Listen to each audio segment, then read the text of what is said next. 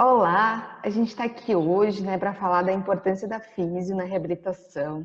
Então, eu sou a Tayane, eu sou nutricionista, eu estou no canto superior direito da tela. Eu sou branca, tenho cabelos pretos longos, estou vestindo uma blusa branca e ao meu fundo tem uma parede de branca. Eu sou a Jaqueline, sou professora de Educação Física, eu estou do lado da Tayane no vídeo, do lado esquerdo da tela.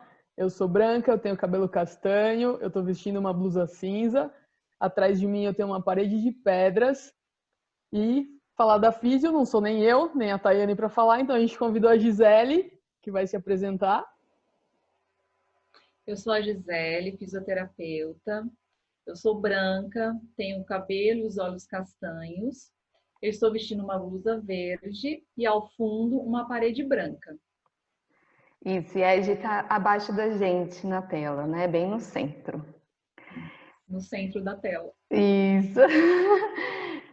Obrigada, Gi, né, por topar e estar aqui com a gente está muito feliz por isso, né? Então, conta pra gente, né, que todo mundo sabe a importância do fisioterapeuta, pelo menos quando a gente pensa em reabilitação, a gente já vem logo o fisioterapeuta. Mas conta um pouco mais, né? O que o fisioterapeuta faz nesse processo de reabilitação? Quais são cada etapa? Então, fica à vontade aí, conta pra gente.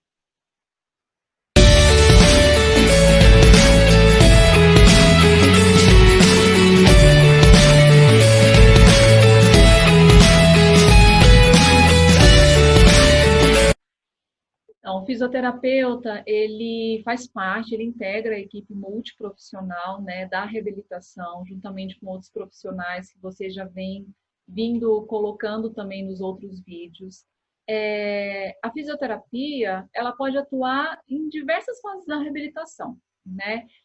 Essa atuação pode começar desde a internação do paciente no ambiente hospitalar, né? A gente pode começar a atuar ali e daí trabalhar esse paciente, tirar ele de uma fase mais crítica e preparando esse paciente para depois seguir um programa mesmo de reabilitação multiprofissional, seja num centro de reabilitação, num centro de reabilitação dentro de um hospital ou numa clínica, enfim, ou mesmo em atendimentos domiciliares, também é um campo que a fisioterapia atua bastante. Então, assim, acho que as etapas dependem muito do perfil do paciente, da patologia, né, daquilo que a gente está lidando ali, de problema com o paciente. E depende também da evolução dele. Às vezes, umas etapas dessas podem ser até passadas mais rápido. Isso vai muito do perfil e da identidade, acho que, do próprio paciente, no que ele está empenhado, no que ele espera, no que ele tem de objetivo frente a um programa de reabilitação. E a físio atua em diversos períodos da reabilitação, né, Gi? Tanto precoce, logo depois da lesão, quanto mais tardio, né? Isso. É isso que eu estava tentando juntar tudo num panorama mais macro, assim, mais olhando de fora. Então, a gente atua tanto na fase aguda, depois que o paciente sai daquele programa, daquele processo mais agudizado da lesão, seja uma lesão neurológica, uma lesão que tem uma base oncológica, ortopédica, enfim. E a gente consegue seguir esse paciente até a alta dele. Isso é uma coisa muito interessante, porque faz muito sentido quando a gente pega o paciente, por exemplo, no âmbito hospitalar e consegue ir com ele até a alta desse paciente, né? A gente consegue visualizar, assim, todos os ganhos que esse paciente teve, aquilo que a gente conseguiu investir. E o que eu acho extremamente importante, que eu ultimamente tenho visto isso acontecer muito, e eu acho que é um papel muito importante que a fisioterapia tem assumido, é a parte da educação.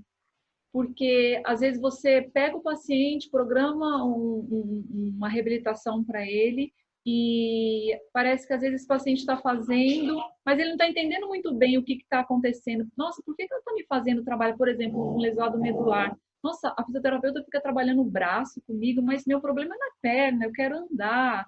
E esses objetivos que a gente com certeza tem, mas existe um processo para a gente chegar até lá, né? Então, acho que a questão da educação também é um ponto muito forte, que até acho que uns anos atrás o fisioterapeuta não se atinha muito da importância de educar o paciente.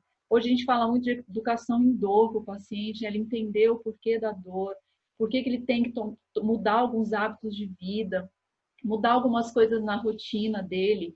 E depois que o paciente entende o porquê das coisas, por que ele está fazendo aquilo, por que é importante das mudanças ao longo do programa dele, ao longo do processo, rotina e tudo mais, eu acho que o paciente ele deslancha muito mais no programa, ele consegue atingir aí a reabilitação dele de uma forma bem mais assertiva, eu acho, porque existe uma parceria, né? Não adianta ter só a equipe se não tem o paciente integrado e a família. Ou às vezes tem uma família ali ansiosa, esperando uma melhora, porque o paciente demanda muitos cuidados, é muito dependente ainda da família, e o paciente às vezes não é o que ele está esperando, não é o que ele quer. Então, eu acho que esse conjunto aí, né, a parceria do processo, né, da equipe com o paciente, com o familiar, ela é muito, muito importante.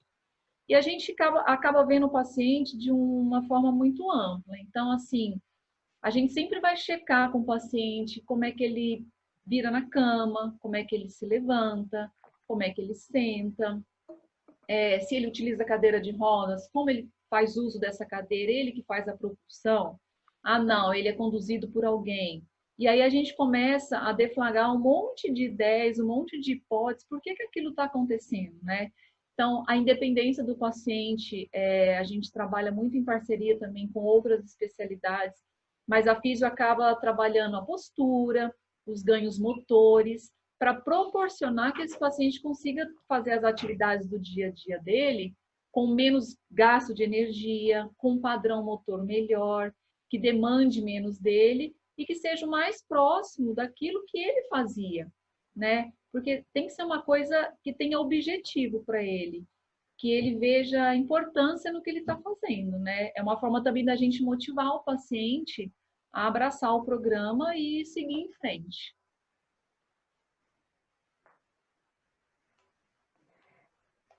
Acho bem legal que você trouxe, porque acho que bate muito das coisas que a gente fala aqui, né? Da importância de olhar o paciente como um todo, o que faz sentido para ele, né? E ele participar, porque, infelizmente, quando a gente olha para a história da saúde, é meio que o profissional manda e a pessoa abaixa a cabeça e obedece, né?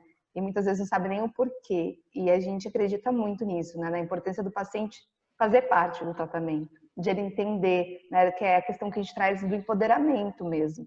Até porque depois vai chegar um momento que acaba todos esses processos que você falou, né? E se ele não tem ideia, pode parar e perder um monte de coisa, que não é ideia. Porque se ele está fazendo uma reabilitação, a ideia é que ele fique independente, né? E seja o mais útil em todas as questões. Mas se ele não vê motivo, ele vai parar e ficar em casa sem fazer nada, né? Não sei se teve experiência de ter algum paciente assim, como que foi? Conta um pouco pra gente. Sim, a gente nessa caminhada aí de quase 20 anos de reabilitação, a gente acaba experienciando um pouquinho de cada coisa, né? Às vezes é um pouco frustrante para o terapeuta investir tanto num paciente e saber que no momento da alta dele, seja por várias questões, às vezes uma questão institucional, uma questão social, enfim, de falta de rede de apoio suficiente para ir à frente com esse paciente, né? A gente depende muito dessas questões.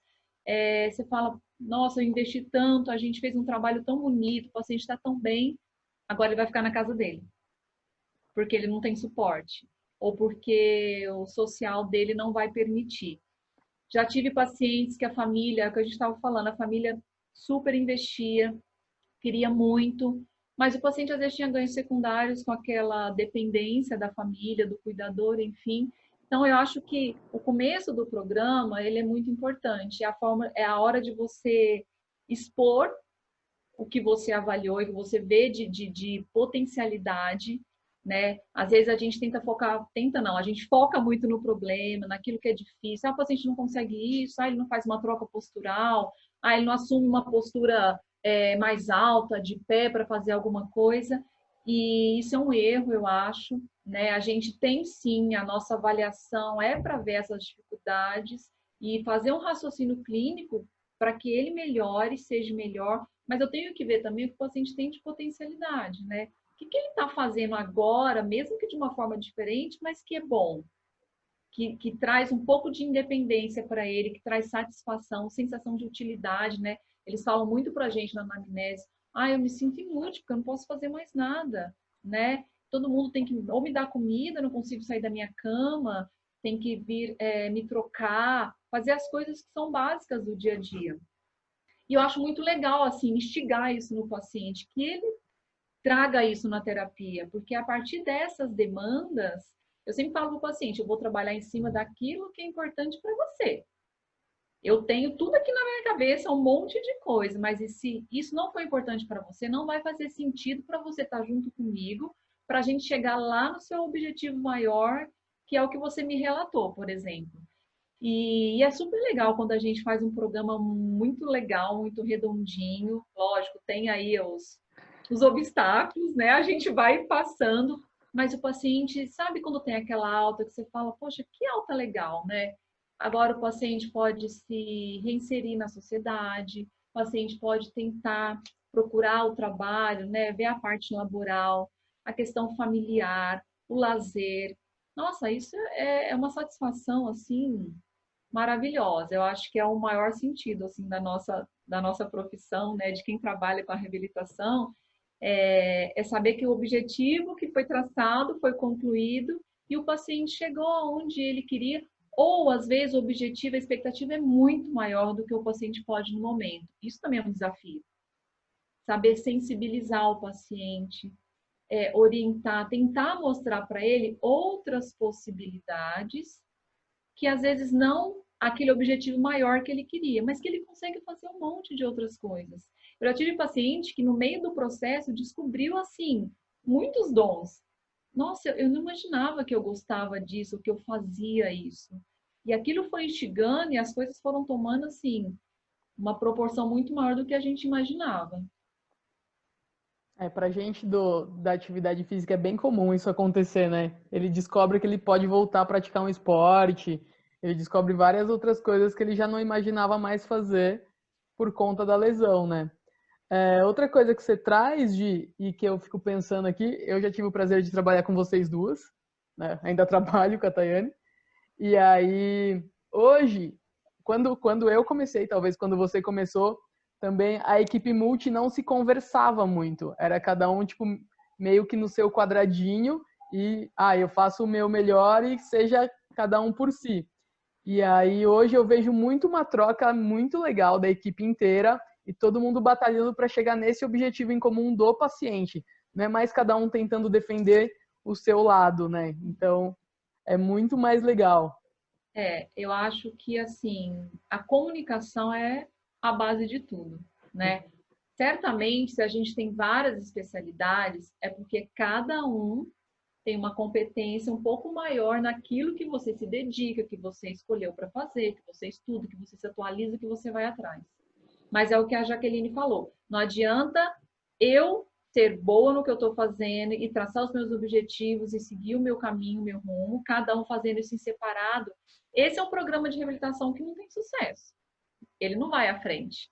Porque eu acho que o principal de tudo isso é essa interdisciplinaridade. Então, não adianta ser multi se eu não tenho contato, né? As reuniões de equipes ou as conversas, as trocas de ideia. Às vezes, poxa, você está tanto tempo na profissão, mas você sempre recebe um paciente que é um desafio maior para você. E às vezes, ou você vai trocar com outro colega da mesma especialidade, você vai conversar com o médico, você vai falar com a TO, com a psico, com a fono, com a nutri, com o educador físico. E a gente tem uma gama de profissionais. Eu acho isso muito lindo, porque hoje em dia ainda tem pessoas que focam em algumas especialidades, né? E não conhecem todas as especialidades da equipe multi. Então, assim, o quanto é importante um técnico ortesista que sabe fazer uma órtese, uma prótese muito bem feita. Quem trabalha, por exemplo, com amputado, tem que ser um casamento quase que perfeito, né? A gente depende muito dessa sintonia para a gente avançar no treinamento daquele paciente.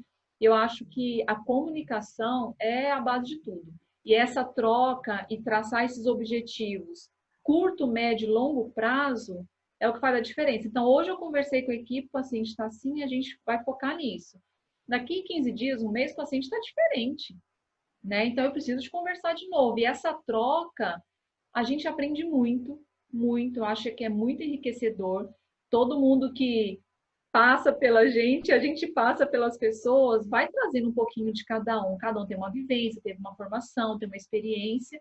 E isso é extremamente enriquecedor, assim, para o paciente, ele sai ganhando, com certeza, porque tem um alinhamento de conduta, né?